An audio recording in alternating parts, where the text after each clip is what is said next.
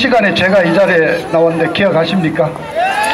그 112석을 가지고 있는 제1야당을 우리가 어떻게 고쳤을 것인가 그 얘기를 해서 자유한국당 아예 발전적으로 해체시키고 이 대한문 광장에다가 태극기 세력들이 중심이 돼서 새로운 당 하나 만들자고 그런 얘기를 했는데 앞에 계시는 우리 저 유튜브 1인 방송 사장님들이 많이들 퍼날르셔가지고 뭐 조회수가 많았답니다. 그리고 논란이 많아가지고 뭐 저한테 항의 전화 오신 분도 있고 또 어떤 분은 뭐 말 잘했다고 그런 분도 있고 한데 하여튼 이 문제는 계속 우리가 논의의 장으로 남겨두기로 하고요. 오늘은 오늘 또 두 번째로 다시 여러분들 만나 뵀는데 오늘 돌아간 얘기 몇 가지 간단히 하겠습니다. 여러분 아시다시피 지금 문재인이가 유럽을 돌아다니고 있습니다. 간 목적은 벨기에에서 열리고 있는 아셈 정상회담에 참석하고 있는 건데 첫 번째 방문국이 프랑스였죠. 이번에 프랑스에서 우리 문재인이가 한 행동과 말을 보면은 왜 유럽을 갔는지 다 알 수가 있습니다. 자, 프랑스 마크롱 대통령을 만나가지고 문재인이가 한 얘기가 북한에 대한 유엔 제재를 좀 완화시켜 달라. 문재인의 논리는 이렇습니다. 김정은이가 비핵화하겠다고 약속을 했잖냐. 그러면은 그 약속을 믿고 유엔 제재를 좀 완화시켜 달라. 그리고 프랑스가 지금 유엔 안전보장 이사회에 5개 상임 이사국의 하나죠. 그래서 유엔 안전보장 이사회에서 북한 제재 완화를 좀 상정을 내서 의견을 해달라 이렇게 얘기를 했습니다. 근데 정말 사람이 뭔가 물색을 알아야죠. 물색이 없어. 프랑스가 저도 이번에 읽고 있다가 처음 알았습니다. 여러분, 프랑스가 북한과 외교 관계를 맺지 않고 있는 유럽의 선진국 중에 하나입니다. 프랑스는 아예 북한을 지금 인정하지 않고 있는 반공국가입니다. 거기에 가서 김정은이가 해야 될 얘기를 마크롱한테 대한민국의 대통령이라는 자가 했더니 마크롱이 아주 단호하게 거절했죠. 핵무기를 CBID 철저하게 완전하게 검증할 수 있고 되도록일 수 없는 비핵화가 이루어지지 않으면 제재를 풀 수가 없다 분명히 했습니다. 이게 망신당한 겁니다. 그리고 아셈 회의에도 연설을 할 때마다 북한 제재 완화를 했는데 우리 시간으로 어젯밤에 이제 완료가 된 아셈 회의 의장 결의안에 보면은 그야말로 CBID 완전한 북한의 비핵화를 주장을 했고 그 다음에 문재인은 언급도 하지 않았던 북한 인권 문제도 국제사회가 관심을 가지고 지켜봐야 된다고 아셈 회원국 의장 결의문에 담겨 있습니다. 근데 문재인이가 지금 대한민국의 대통령이라는 자격으로 가 있는 거 아니에요? 대한민국 여러분들이 낸 세금을 갖고 비행기를 빌려가지고 수혜원을 100여 명을 데리고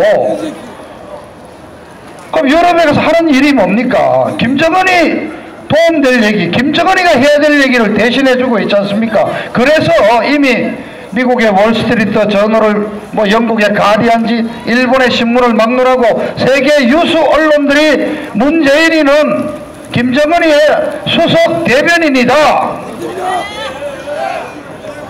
그런데 미국의 시청률 1위 팍스뉴스의 유명한 고든창이라는 시사평론가는 문재인이는 간첩이라 그랬죠. 왜냐? 김정은이를 위해서 대신 일해주고 있으니까. 자, 제가 보니까요, 문재인이가 지금 유럽 가서 하는 일이 김정은이 대변하고 김정은이 홍보하고, 그런데 제가 생각해보니까 김정은이 생명보험 대신 들어달라고 돌아다니는 보험 설계사가 아닌가 싶어. 그런데 문재인이가 하는 얘기는 뭐냐? 미국과 유럽의 동맹들을 이간질시키고 있고요, 미국이 하고 있는 우리 한미 동맹 관계를 깨뜨리는 일만 하고 있단 말입니다. 자, 여러분, 이런 문재인을 어떻게 해야 됩니까? 그냥 두고 봐야 됩니까? 자, 일단은 이미 이 국본 중심이 돼서 문재인이 여적죄로 고발했죠. 여적죄가 하나 더 추가됐다고 생각합니다. 그래서 공항에 내리자마자 우리 국군이 중심이 돼서 김재인이를 다시 한번 문재인이를 여적죄로 추가 고소해야 된다고 생각을 합니다. 자, 교황을 또 찾아갔습니다. 자, 교황을 찾아가는 종교적인 문제에 대해서는 제가 말씀을 안 드리겠습니다만은 교황과 좌우간 단둘이 만나고 나와서 했는데 그 교황을 단둘이 만난 목적이 뭡니까? 그것도 역시 김정은이를 대신해서 교황 보고 북한을 한번 방문해 달라는 초청 의사를 전달해 주러 갔다는 겁니다. 도대체 이 사람은 대한민국 국민 세금으로 돌아다니면서 누구 일을 해주는지 모르겠어요. 그런데 나오자마자 한 얘기가 초청장이 오면은 응답을 하겠는데 갈 수 있다고 얘기했다. 이렇게 문재인의 입을 통해서 발표를 했고, 그게 이제 우리나라 언론에는 요즘 그렇습니다. 여러분, 우리나라 언론이 이게 청와대가 좋아하는 얘기만 쓰고 청와대가 좀 싫어하는 얘기는 이른바 언론용으로 마사지를 한다 그래가지고 이렇게 엉터리로 번역을 해내기 때문에 정말 실상을 알 수가 없습니다. 우리 언론은 뭐라고 그랬습니까? 북초청장 받으면은 방북 수락 의사 표명. 이게 한술 더 나가서 어젯밤 방송 뉴스에는 이미 교황 방북 확정 이렇게 나갔습니다. 자, 정작 그쪽 시간으로 아침이 된 우리 시간 오늘 지금 오전 오후에 바티칸 교황청에서는 뭐라고 그랬습니까? 방북 확정이라는 문제에 대해서 너무 부담스럽다. 우리 일체 얘기할 수 없고 그 문제는 신중한 검토와 많은 준비가 필요한 일이다. 이걸로 끝입니다. 간다는 얘기 한마디도 한 적이 없습니다. 근데 우리나라 이 기자들도 교황이 간다는 얘기가 믿기지를 않으니까 정식으로 교황이 수락했다는 그 표현이 어떤 용어로 되어 있냐 확인을 했더니 나온 얘기가 available입니다. 제가 영어를 해서 죄송합니다. available.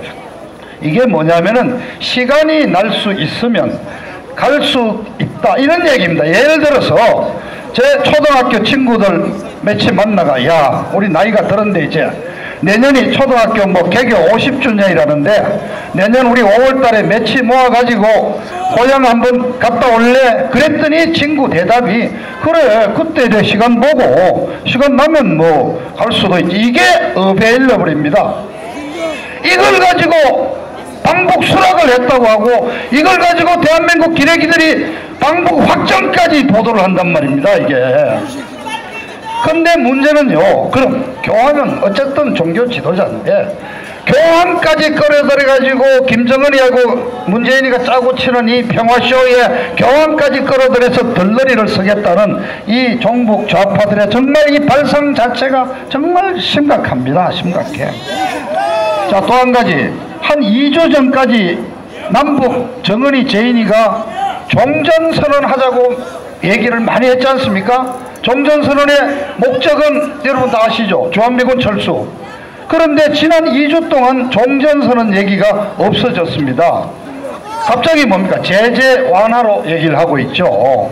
이 갑자기 어떻게 됐냐, 무슨 바뀌었나 전략이 했더니 첫째는 미국에서 트럼프 대통령이 종전선언은 안 된다는 걸 워낙 분명히 하니까 쓸데없는 거 더 이상 해봤자 안 된다는 그런 판단이 하나 있었던 것 같고요. 두 번째는 제가 요즘 자유일보라는 신문을 만들고 있는데 주변에 탈북 단체들이 많습니다. 그쪽에 얘기를 들었더니 지금 북한이 정말 어렵답니다. 올해 농사가 잘 안 됐대요. 우리도 올해 작황이 별로 안 좋은데 함경도 쪽에는 가물어 가지고 농사가 안 됐고 황해도 일대에는 수학기에 태풍이 와가지고 비가 갑자기 내리고 해서 농사가 잘 안 됐답니다. 그래서 지금 쌀이 상당히 귀한 모양이에요. 그러니까 중국이나 북한에서 우리 남한에서 좀 보내줄 거를 기대했었는데 미국이 워낙 세게 제재를 고삐를 조이니까 제대로 안 들어간 모양이에요. 그래서 여러분 아시죠? 구구절 북한 북괴 정권 수립일, 우리 같은 8.15 건국기념일이죠. 구구절, 그 다음에 추석, 민족 최대 명절이라는 추석 때 배급이 없었습니다. 예년 같으면 이때는 특별 배급을 한답니다.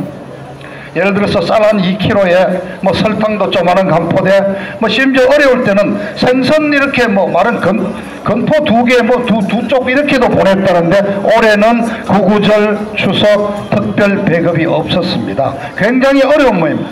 그래서 심지어 지금 북한 주민들이 자 올해부터 제2의 고난의 행군이 시작되는 게 아닌가 하는 그런 얘기가 나오고 있습니다. 고난의 행군이 뭔지를 아시죠?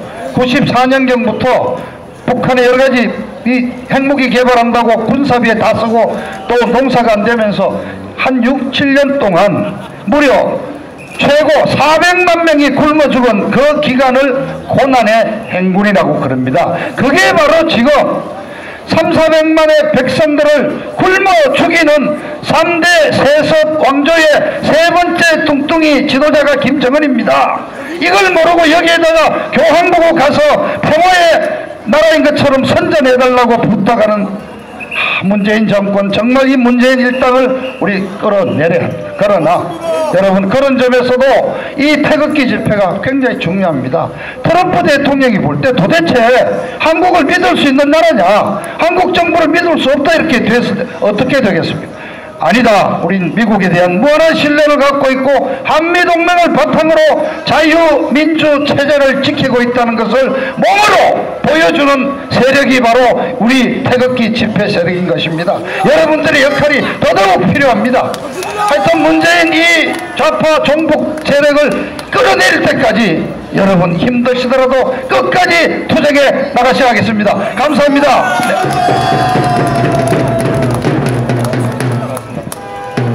네, 우리 각성문 전 국회의원님께 다시 한번 큰 박수 부탁드리겠습니다.